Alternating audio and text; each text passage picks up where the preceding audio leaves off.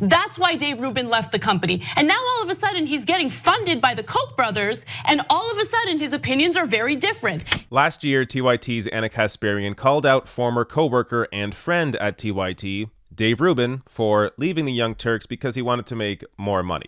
Now, the issue wasn't that he wants to make more money, because people leave jobs all the time because they want to make more money. But when it comes to covering politics, the things that you discuss, if you are a public-facing figure like Dave Rubin, that has an impact on real people. So if you completely change all of your ideas, all of the perspectives, all of the principles you once had, now that you have left the Young Turks and are maybe now getting funded by people like the Koch brothers, then yeah, that's questionable. Because when it comes to politics, this actually affects the lives of real people. If you want to become an actor or be a singer because you want to make lots of money, whatever, who cares? But when it comes to discussing issues like news and politics, it does matter how you are funded, where you are getting your support from.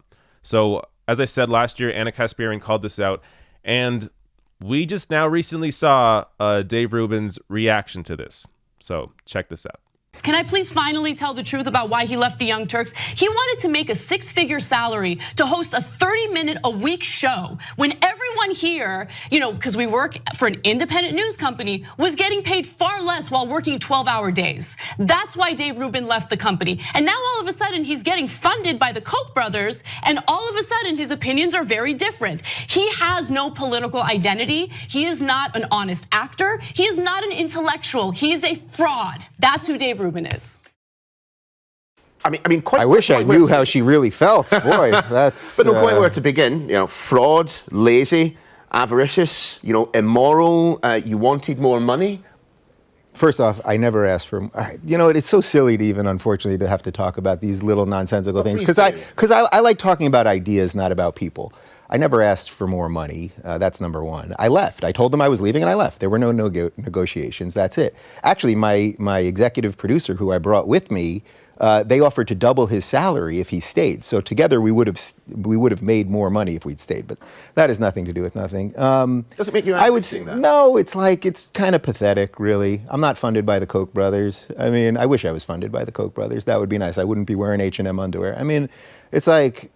This is what I'm talking about. It's that sort of endless hysteria, attacking people, attacking motives. Nobody's interested in that anymore. I really don't think people are interested in that. That was fun to watch. But let's actually just listen to what he's saying for a second. He says people don't care about, what your motives are. Again, if you're an actor, if you're a singer, if you do something that you really don't have much impact on people's lives except for the art that you create, yeah, I don't care if you're motivated by money. But if you are trying to inform an audience on politics, on policy, on how to improve society, yes, it does matter where you're getting your money from, because if you're being funded by billionaires who have a certain political view, then you are pushing propaganda for a very small section of society. And yes, Dave Rubin is funded by at least one of the Koch brothers. So let me show you how that works. And look, this is how Dave Rubin's able to say that he's not funded by the Koch brothers, because are they directly writing him checks? Unlikely.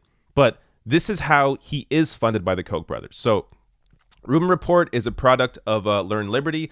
Learn Liberty is a project of IHS. So when you look at the IHS board of directors, you have Charles Koch. Now, you may think, oh, he's just one of many on the board of directors, but Charles Koch is such a big funder of IHS that they have an award, the IHS Alumni Award, named after him in his honor.